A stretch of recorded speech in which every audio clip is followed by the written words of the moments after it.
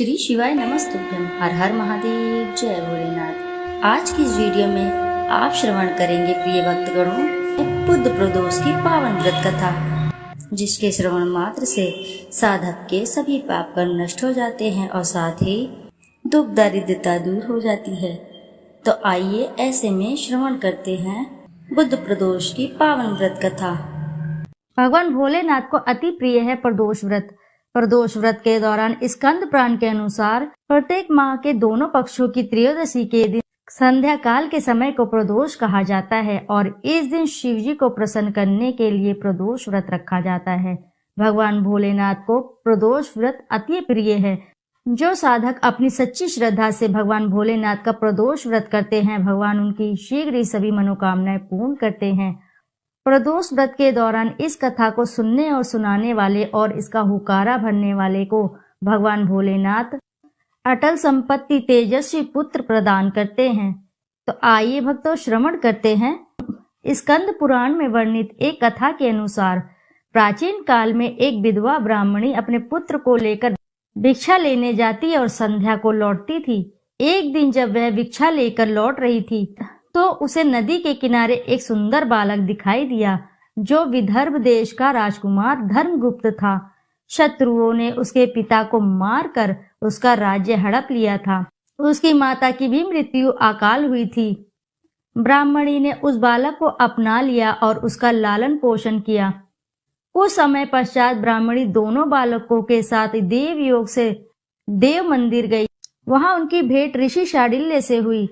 ऋषि शांडिल्य ने ब्राह्मणी को बताया कि जो बालक उन्हें मिला है वह विदर्भ देश का राजा का पुत्र है जो युद्ध में मारे गए हैं और उनकी माता को ग्रह ने अपना भोजन बना लिया था।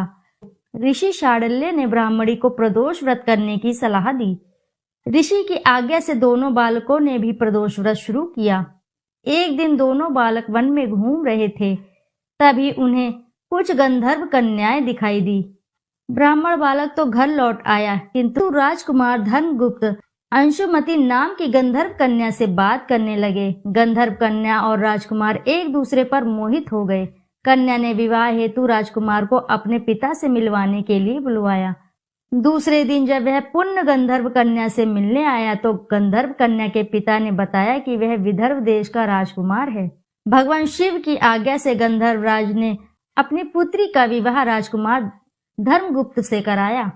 इसके बाद राजकुमार धर्मगुप्त ने गंधर्व सेना की सहायता से विदर्भ देश पर पुण्य आधिपत्य प्राप्त किया। यह सब ब्राह्मणी और राजकुमार धर्मगुप्त के प्रदोष व्रत के कारण का फल था। स्कंद पुराण के अनुसार जो भक्त प्रदोष व्रत के दिन शिव पूजा के बाद एकाग्र होकर प्रदोष व्रत कथा सुनता है या पढ़ता है, उसे 100 जन्म तक कभी भी दरिद्रता नहीं होती है। तो बोलो जय भोलेनाथ। स्कंद पुराण में वर्णित एक कथा के अनुसार प्राचीन काल में एक विधवा ब्राह्मणी अपने पुत्र को लेकर भिक्षा लेने जाती और संध्या को लौटती थी। एक दिन जब वह भिक्षा लेकर लौट रही थी तो उसे नदी के किनारे एक सुंदर बालक दिखाई दिया जो विदर्भ देश का राजकुमार धर्मगुप्त था। शत्रुओं ने उसके पिता को मारकर उसका राज्य हड़प लिया था। उसकी माता की भी मृत्यु अकाल हुई थी। ब्राह्मणी ने उस बालक को अपना लिया और उसका लालन पोषण किया। कुछ समय पश्चात ब्राह्मणी दोनों बालकों के साथ देव योग से देव मंदिर गई। वहां उनकी भेंट ऋषि शांडिल्य से हुई। ऋषि शांडिल्य ने ब्राह्मणी को बताया कि जो बालक उन्हें मिला है वह विदर्भ देश का राजा का पुत्र है जो युद्ध में मारे गए हैं और उनकी माता को ग्रह ने अपना भोजन बना लिया था। ऋषि शांडिल्य ने ब्राह्मणी को प्रदोष व्रत करने की सलाह दी। ऋषि की आज्ञा से दोनों बालकों ने भी प्रदोष व्रत शुरू किया। एक दिन दोनों बालक वन में घूम रहे थे, तभी उन्हें कुछ गंधर्व कन्याएं दिखाई दी। ब्राह्मण बालक तो घर लौट आया, किंतु राजकुमार धर्मगुप्त अंशुमति नाम की गंधर्व कन्या से बात करने लगे। गंधर्व कन्या और राजकुमार एक दूसरे पर मोहित हो गए। कन्या ने विवाह हेतु राजकुमार को अपने पिता से मिलवाने के लिए बुलवाया। दूसरे दिन जब वह पुण्य गंधर्व कन्या से मिलने आया तो गंधर्व कन्या के पिता ने बताया कि वह विदर्भ देश का राजकुमार है। भगवान शिव की आज्ञा से गंधर्व राज ने अपनी पुत्री का विवाह राजकुमार धर्मगुप्त से कराया। इसके बाद राजकुमार धर्मगुप्त ने गंधर्व सेना की सहायता से विदर्भ देश पर पुण्य आधिपत्य प्राप्त किया। यह सब ब्राह्मणी और राजकुमार धर्मगुप्त के प्रदोष व्रत के कारण का फल था। स्कंद पुराण के अनुसार जो भक्त प्रदोष व्रत के दिन शिव पूजा के बाद एकाग्र होकर प्रदोष व्रत कथा सुनता है या पढ़ता है, उसे 100 जन्म तक कभी भी दरिद्रता नहीं होती है। तो बोलो जय भोलेनाथ। आइए करते हैं शिव जी की आरती। ओम जय शिव ओमकारा, स्वामी जय शिव ओमकारा, ब्रह्मा विष्णु सदा शिव अर्धांगी धारा। ओम जय शिव ओमकारा, एकानन चतुरानन पंचानन राजे, हंसानन गरुणासन वृषवाहन साजे। ओम जय शिव ओमकारा, 2 भुज 4 चतुर्भुज 10 भुज अति सोहे, त्रिगुण रूप निरखते त्रिभुवन जन मोहे।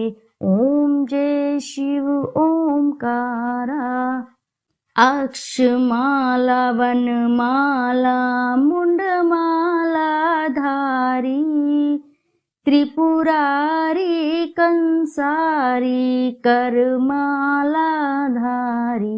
ओम जय शिव ओमकारा, श्वेतांबर पीतांबर बाघांबर अंगे, सनकादिक गरुणादिक भूतादिक संगे। ओम जय शिव ओमकारा, कर के मध्य कर मंडल चक्र त्रिशूल धारी, सुखकारी दुखहारी जग पालनकारी।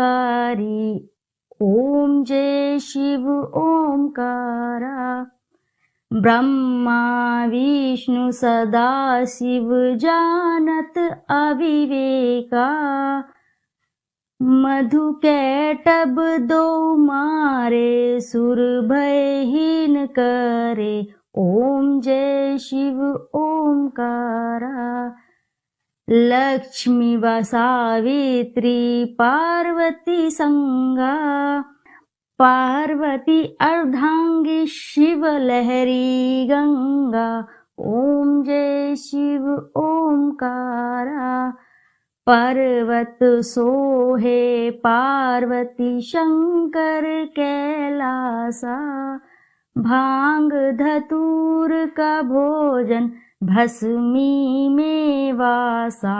ओम जय शिव ओमकारा, जटा में गंग बहत है गल मुंडल माला, शेष नाग लिपटावत ओढ़त मृग छाला। ओम जय शिव ओमकारा, काशी में विराजे विश्वनाथ नंदी ब्रह्मचारी, नित उठ दर्शन पावत महिमा अति भारी।